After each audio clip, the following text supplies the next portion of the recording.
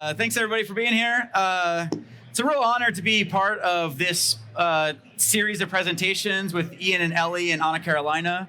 They're obviously extremely talented. It's very humbling to be here, but it's exciting. I hope to add something valuable to the table here.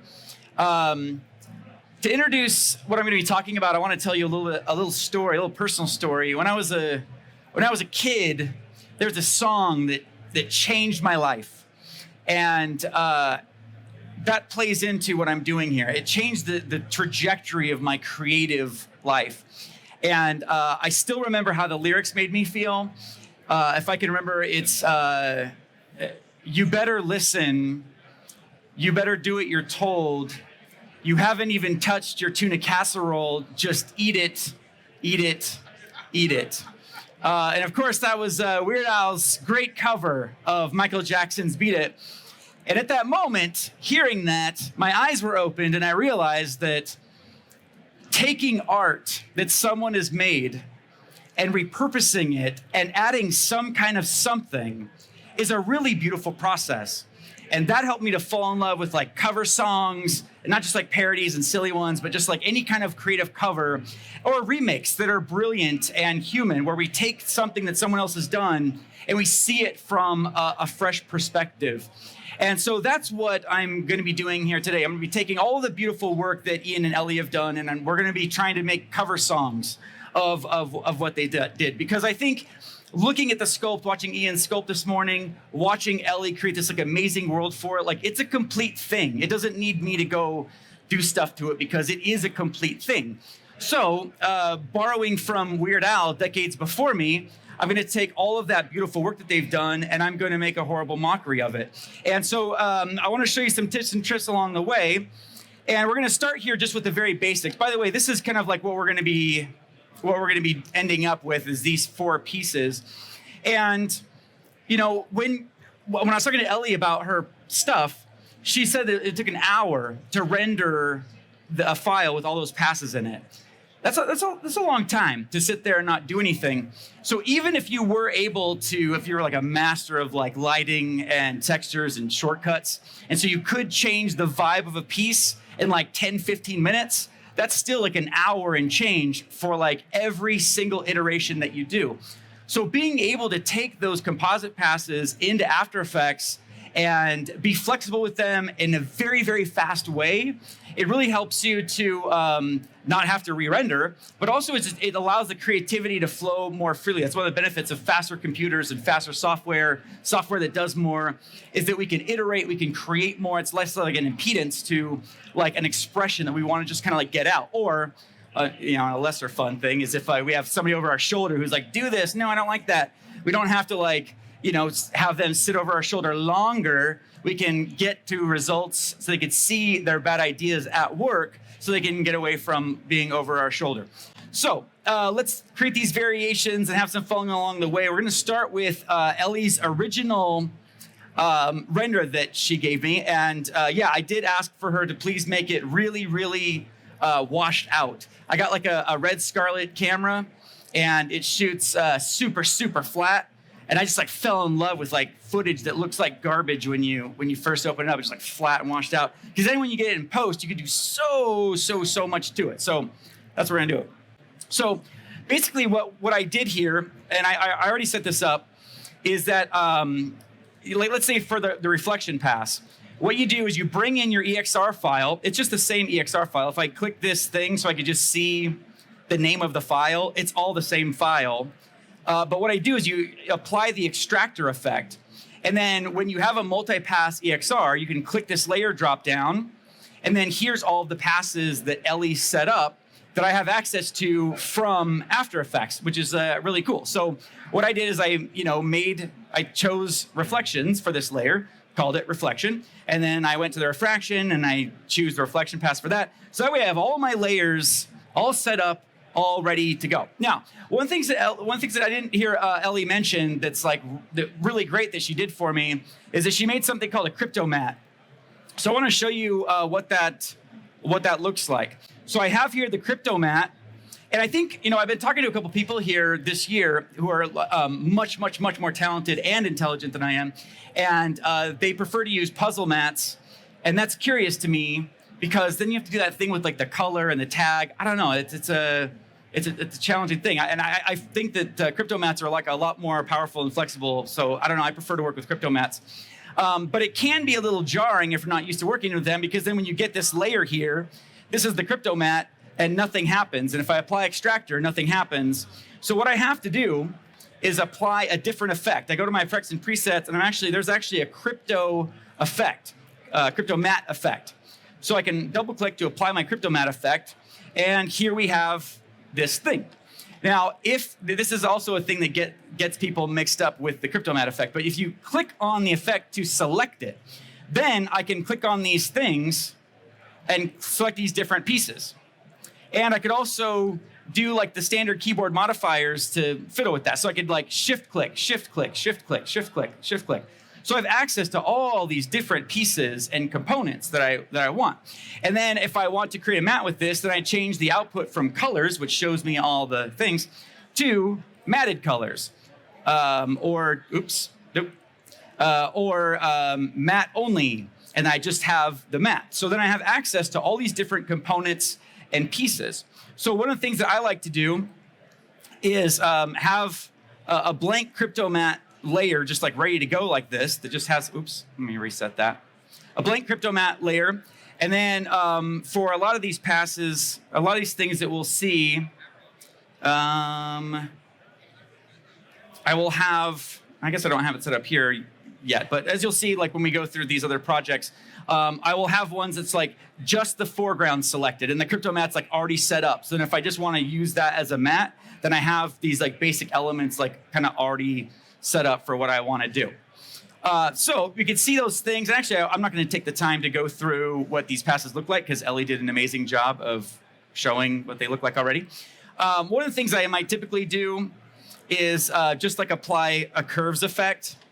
We're going to be talking about curves a lot. People like often ask me about like color grading and color correction, and there's reasons not to use curves, and a lot of professional colorists never touch curves, and that's fine. But if you're going to learn about color correction and you want to have power over the look of your images and the vibe and the feel, curves is like the ultimate tool to learn. And basically the short version of this, and you'll probably get irritated by this by the time this presentation is done, but the shadows are in the left-hand corner, the highlights are in the upper right-hand corner. And basically this diagonal line means that everything is mapped to where it's supposed to be already. So that's why it's always a diagonal line. So the shadows are always in the shadow spot, the highlights in the shadow spot. But if I want to take the highlights and brighten them, then I could click a point here and move this up to brighten it. Or I could take this down to darken it.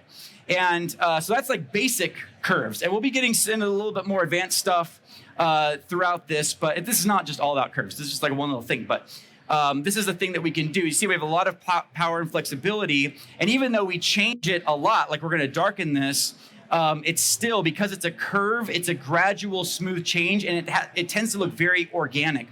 So if you're learning color grading, and even if you're going to do the traditional like 3-wheel color grading that like a lot of the pros do, I recommend starting with curves because it's a great learning tool to understand how to take apart color. And one of the things that I do that we'll, again, be looking at is we can also go into the color channels, and that's where curve starts getting really powerful. So I look at this, and when I darken it, because of what curves is doing at the color channels, it tends to also saturate it. It's not just affecting the luminance. So when it's getting more saturated, it's going less from a sunset scene and more into a nighttime scene. So now all of the like super pinky pinks are feeling like too much. It doesn't fit. So then I could go into my red channel and maybe take out some of the red. And the thing is with curves, as you're fiddling with the color channels, you have to keep in mind the opposite. So the opposite of red is cyan, and the green is magenta, and blue is yellow. So if it's too red, I take out red, and it's going to introduce cyan, which is like blue and yellow. And I might not want the green part of the cyan. So what I could do is go into the blue channel and then bump up the blue channel to make it feel like it's more of a night scene. And again, because Elly gave me this awesome emissive pass, I have control over that. If I want to select just the emissive pass and say, all right, emissive, you're getting a little blue here. Let's tone it down, bro. I can go in and isolate just the emissive channel and affect that. So I think that's all we need to look at with the basic thing. The emissive channel is pretty cool. We'll be getting into that though. So let's move ahead. So the first thing we want to do, the first actual project is we want to make a desert scene. We want to make this look like desert. So this is the diffuse pass we're seeing. Actually, it's all the passes. Let me show you this. I put the shadows pass. This is the original diffuse pass. And then I put the shadows pass in multiply mode, put the refraction and reflection in screen mode, put global specular in screen mode, global illumination in screen mode, and then you can obviously dial this back to taste. So I could hit T for opacity, and then I could like lower this if I want like more global illumination or less global illumination to taste. So I have all this control over what I want to do with my render. And as we see, like in a second, we'll do a night scene. We don't really need a global illumination pass in the night scene. Like the moon isn't, really carrying its weight in the light bounce department. So we have to worry about lights bouncing everywhere. So we can just like take that all the way down. So we have a lot of control and flexibility for changing the looks around because of these passes and the way they work together. So let's first talk about, one of the things I want to mention that was pretty fun. This is just like a quick in passing. Elly gave me a volume lighting pass. And I've never before worked with the volume lighting pass. And because of the volume lighting, the clouds were separate objects. And so then I could play with the clouds and I could color correct the clouds. And if we have time, we probably won't. But I used the electrify effect from Universe to make like lightning kind of like go around the clouds automatically. It's really cool having that flexibility. I think it's going to be another one of my standard things that I whine about. Like, can I have a volume lighting pass too? Let me get this out of the way here. I'm gonna go to the desert, the diffuse layer. It's kind of like the background. It's like the main, like the entree, if you will, of this this meal. And I'm gonna apply an effect called Colorama. I'm gonna show you just a few techniques to color grade, like really significant color adjustments, not just like contrasty stuff, but really changing the vibe. And what Colorama does is it converts the footage that's applied to grayscale, and then it remaps all of that range to a color palette. So I'm gonna go to output cycle, go to preset palette, because there's a bunch of complex palettes already made for us that are awesome, and I'll go to golden 1. And you can start to see that this almost looks like something that's more deserty because it's recolored everything and it feels like it's kind of done in an organic way. So now we could go back to our good old buddy curves, and we can go back to curves now and maybe keep the highlights where they are, but maybe get those like shadows down, crank those down a bit. Maybe we peak those like highlights up a little bit. Another thing that we can do to colorize stuff, another technique that I use for the desert thing is go to our buddy hue saturation from Photoshop, and we could go ahead and colorize that if we want to. And maybe I'll fiddle with this. We're kind of in this hue thing kind of gives us a good sense of where we are already, but then I could go here to saturation, maybe saturate that. Maybe I want to warm that up a little bit. And then we can go apply curves more and more. So I fiddled with this a bunch to get the final result. Oh wait, I already did the color and see.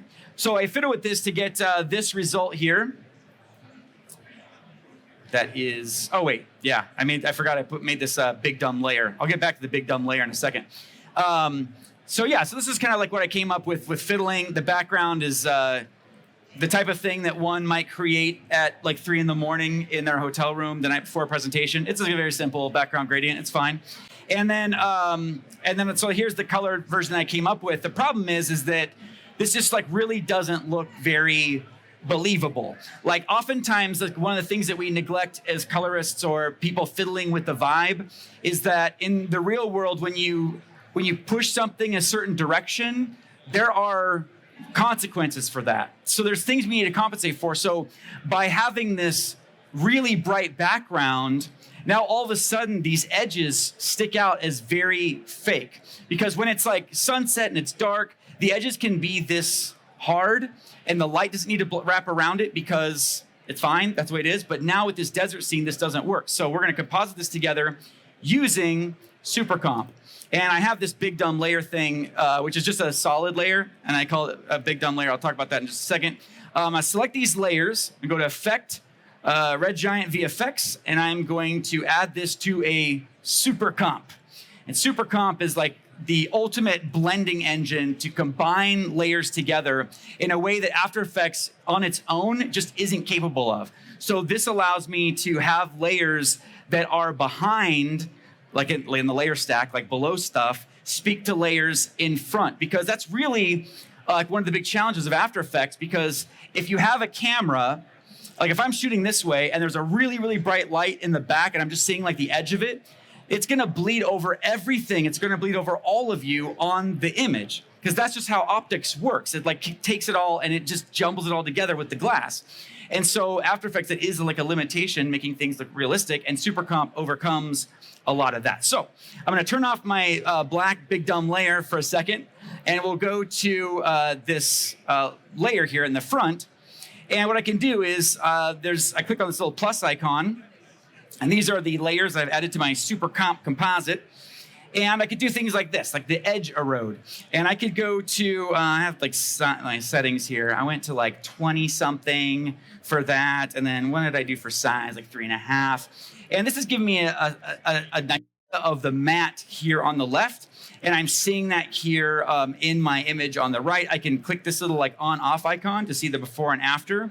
You see there's a little bit of subtlety along those edges. And maybe because of the big honking monitor that you can see it. But it is subtle. We need to do a little bit more. So I'm going to go to Edge Blend.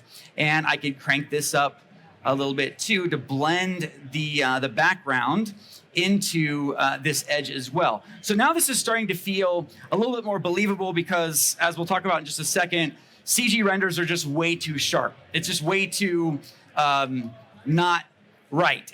There's an instant degree of not believability because they're just too clean. Like when you take a photo with your iPhone and you blow it up, it just looks janky. It just looks kind of like approximated. You could see the camera in whatever you're seeing. And when we have these renders, it's fantastic. They're meant to be super clean, but all of that humanity and the gritty stuff, it's not there. So we got to add that back in.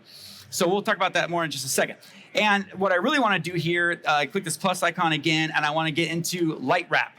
And that's a little hardcore there in that default setting. I'm going to take the size down a bit. There we go. So it's a more subtle effect, but if you see the before and then the after, you can see this glow. Oops. Whoa, this mouse wheel had a good night last night, apparently. It's not, it's all backwards. So there's before the light wrap, there's after the light wrap.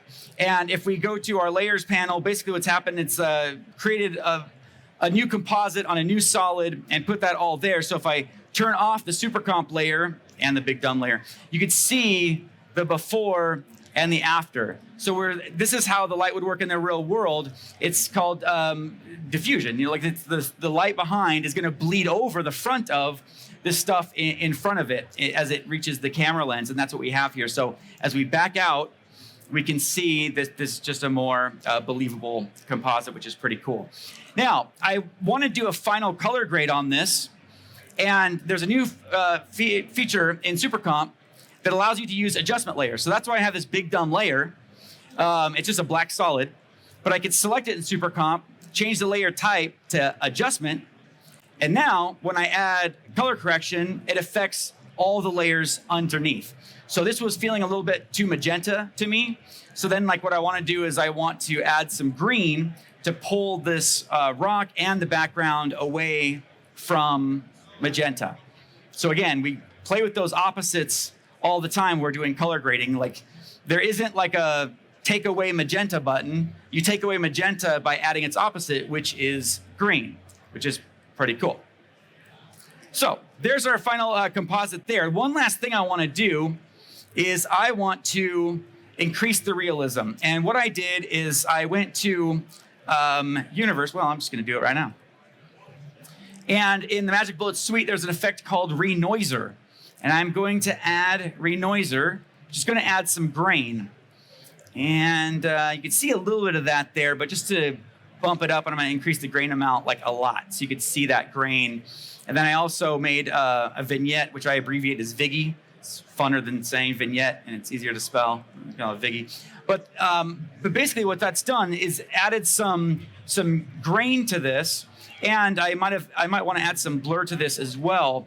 And those imperfections, again, like that's the humanity that we're injecting into this art. Like a lot of times these CG renders, CG art, it just comes with this sterility. It's like too clean and too perfect. And so it feels like, you know, our future robotic overlords, where it's just like too clean, too perfect. We need some of that humanness in there. We need some of that imperfection and like it's not quite working out just right type stuff going on in there. And so like the noise, the grain, the blur, that adds so much more to the realness than this, which is like just too clean and too perfect.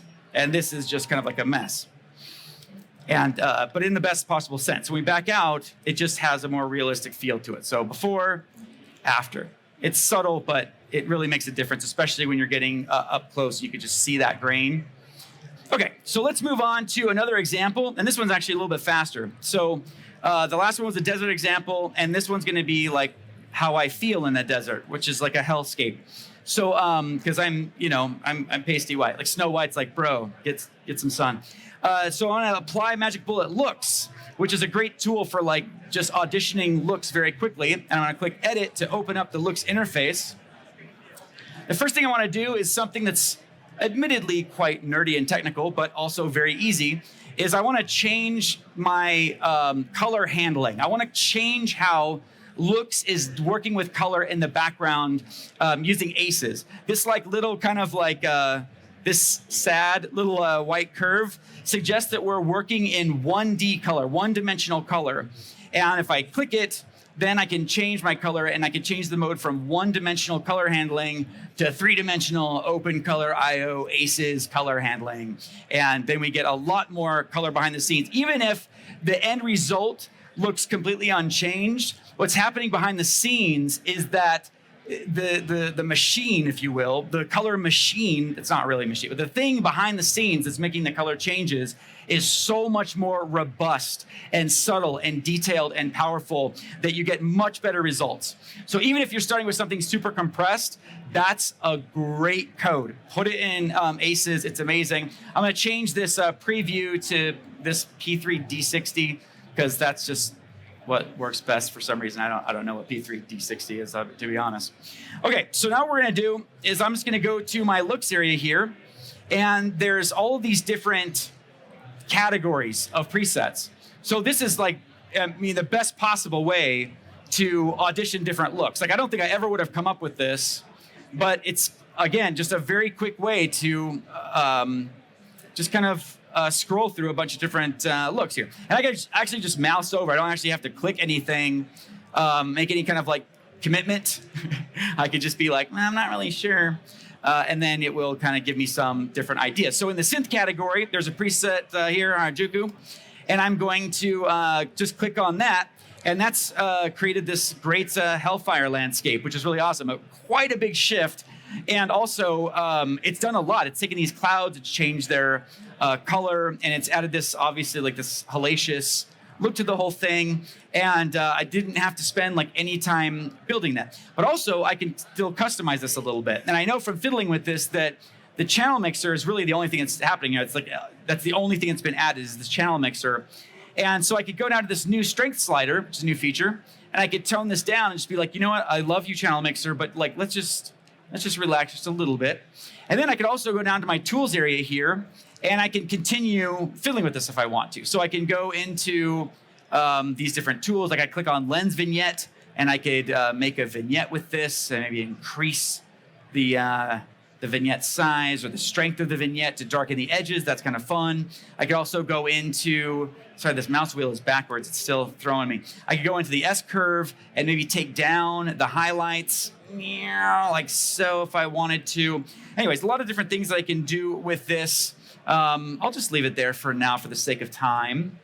I can click OK. And when we come back here, it's not quite looking right, so we can call upon our old buddy Curves to fiddle with this. Again, because the P3D60 preview that I was using, that wasn't accurate. I don't know what I'm doing with that. So then when I accept it, then I don't have the best results. But it's fine. I'm in the ballpark. I'm in the wheelhouse. And I could come in here and tone this down, maybe bump up the highlights a little bit. But I can fiddle with this until I get the hellscape of my dreams or nightmares. And then we have that version that's very, very quick and easy to do. Okay, one more thing I want to show you. The night scene. Let's talk about the night scene. So we have this get up here, and I don't know why I neglected to turn off that background layer. That's not important here. But how do we turn this into a night scene? Of course, the answer now is curves. It's probably getting old to hear, but this is like the last thing I'm doing. So you won't hear curves again for like a few minutes. But as I mentioned, this lower left-hand thing is the shadows, upper right is the highlights, right? And at nighttime, the actual like limit of the highlights is lower. Like the brightest brights aren't as bright at night. Deep in the heart of Texas? I don't know, it feels like that should come next. I'm gonna take this point, which is the white point, and I'm gonna drag this down, which is often a no-no. Often that's a no-no because it's taking the white point and reducing the white point. But in this case, it's fine. And so I'm gonna bring this down, which is gonna bring down the brightness of everything. And I could go in the middle and kind of bend this towards this direction and darken that a little bit so we have a smoother curve. And now we have kind of like the beginnings of a night scene. And I could fiddle with this a little bit more. Maybe I want to take a little bit of red out of that because I'm seeing this is like a little bit too warm for a night scene for me. I could take this down and that sucks out some of that red. Maybe I want to go into my blue channel, bump up a little bit of blue. There we go. That's pretty cool. And so now we have the beginnings of a night scene. And because we have control over all these different passes, I could be like, oh, it needs a little bit of specularity. So I could go into specular, and if I wanted to, I'm not going to do this, but I could just crank up the specularity if I wanted that. Or I could tone it down, mix all these things to my heart's content. But that's like the beginning of it. Now, let's go to the Emissive channel. It's I call this composition Fun with Emission. That's sounds like a 1980s science video, but okay, it's fine. So what I'm going to do is I'm going to go to the Emissive pass, and I'm going to add one of my favorite effects in After Effects, which is optical glow in the VFX suite with Red Giant. And I click that, and I just instantly get like a really organic, beautiful glow. It's a little hardcore. Even as like over the top as I tend to be, it's still a little hardcore. So I'm gonna take the amount down a little bit, and that's looking a little bit, that's looking cool, but I still feel like it's a little bit too much. I kind of want most of the glow coming from the little like baby mushroom nodule things. I don't know what those are. That's fine. So what I can do is go to highlights only, which is one of my favorite features of optical glow. And as I increase this, then we're kind of like getting rid of the riffraff that didn't make it. The stuff that's like not glowing, we're getting rid of that stuff that's like a little bit darker. And we're getting less glow like on the tops of the mushrooms. So that way we're able to make these pieces a focal point. And then I already have a mask that I added there. So I click add, and then we got a nice little effect that's like starting to kind of like take shape a bit, which is pretty cool. Maybe I'll bump up the highlights only a little bit more now. There we go. And then what I could do is go to hue saturation because I want to change the color of this. And I can colorize this, I said. And then let's see, I need to find a green. We're getting close to that green, getting close to a green, close to a green, close to a green. And there we go. Saturate this a little bit. And now, again, we have a completely different glow, but it's limited just to the emissive pass because we're using these AOV passes from Redshift, and we don't have to fiddle with anything else. Like our beauty pass is still going to be where it was at. reflections, all that stuff is still going to be where it's at, which is really nice. And speaking of reflections and extremely hacky transitions, let's talk about reflections, because what happens is once we add these reflections, again, it's like this push-pull thing of compositing. Once we do one thing, then it often upsets the balance of other stuff. So like other things don't work as well because we made some kind of adjustment. So by bringing out the green glow of the emission channel, then we don't have the accurate reflection of that in the water. So we could do like a more laborious and accurate thing where we're like making kind of crazy mats out of the reflection part of the whatever. I don't know. That hurts my brain just thinking about it. So what I can do instead is use an effect that I love called reflection from the RGVFX suite. And I double click this. There we go. And basically I have this weird 3-prong thing. And this basically is determining where the reflection is happening. So it's going to reflect whatever is on the opposite side of this line. And then with this, I can control like how far out that spreads or whatever. Now this is an old school effect, like 2008 or something like that. This is like an old school red giant effect. But they've recently updated with a feature that makes it so great, so great. And what it is I have a displacement map. So what I can do is go down to the displacement map, choose this layer. Actually, no, I want the reflection because that's where the reflections are from the water. And then what I can do is bump up the horizontal displacement, maybe bump up the vertical displacement a little bit, and maybe smooth this a little bit. And there we go. Or fiddle with displacement fall off. I could add some fade if I want to. Maybe take this down so it kind of like fades a little bit in the water. So I have all this flexibility, and this reflection is just like instantly made, and it's using the actual reflections of the water, like the bumps of the water, to create the displacement map. So it's not just kind of like randomly using some general fractal noise pattern. Like I can actually use a layer and displace it around that layer, which is great for creating just really quick things like this. And again, the customizability where I can smooth that, and I could make it a separate layer where I blur it or whatever I want to do. It's pretty fun. Okay, a couple minutes left. A couple other things that I did that were kind of fun. I used Trapcode Shine for this for the device that he was holding. It's kind of fun. Basically, I'll make a new composition. So I'm in Comp 1, and I can go to this thingy, and I'll make a shape, and maybe I will get rid of the stroke. And I can change this color to like white, and I can apply Trapcode Shine to this. There we go. And Trapcode Shine creates these kind of like cool volumetric light rays, old school effect. Move this around, change this how I want to. And what I did is in Colorize, change the colors to none, so it used the color that I chose for my screen. And then I could go into Shimmer, bump up the amount of shimmer. Oh, look at that. Woo. And then I could increase the detail to make more detailed stuff, take down that really aggressive ray length. And then we have a nice little screen reflection that like our cute little dude, Axel, is using on his little thing. And of course, because of the power of crypto mats, I can make these mats super quickly. So I could put the tablet in between the tablet and Axel because the tablet is its own crypto mat. So again, a little commercial for crypto mats. Pretty great. And then I also, where did we go? There we go. I made a little moon. I don't know if this is worth talking about. Just a little fractal noise, a little circle with some fractal noise on it. No big deal. And that's kind of adding to our little like vibe. But one of the things that I did that was really fun is I wanted to create this night scene, right? So I'm using these kind of like somewhat janky elements, but when you put them together, they do kind of help create this cohesive deal. And so one of the things that I did is I wanted these kind of like trees in the background to kind of like make the horizon a little bit sexier. And to make those, it was a really big cheat, which is fun. I mean, I think they look fine. So what I did is in Trapcode form, let's see. I'll turn up the temporary exposure on my monitor so you can see that.